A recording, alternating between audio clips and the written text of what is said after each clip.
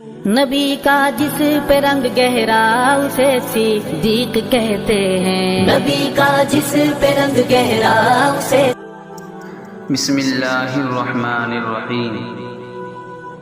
ملک شام اور حجاز کے درمیان نجران نامی ایک بستی تھی، جس کا بادشاہ اور پوری قوم بت پرست تھی۔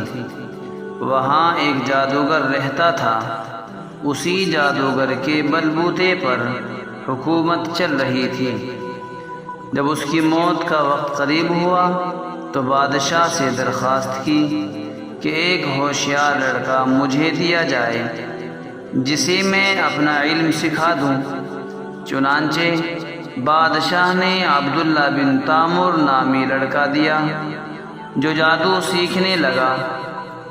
ایک دن راستے میں ایک راہب ملا جو دین حق پر تھا۔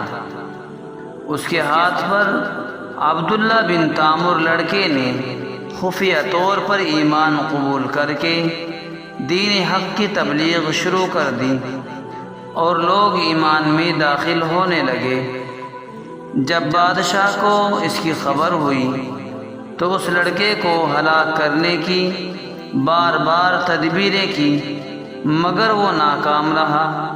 بالآخر لڑکے نے بادشاہ سے کہا، اگر تو مجھے قتل کرنا ہی چاہتا ہے تو شہر کے تمام لوگوں کو جمع کر کے مجھے سولی پر لٹکا دیں، پھر بسم اللہ رب الغلام کہہ کر مجھ پر تیر چلاؤ۔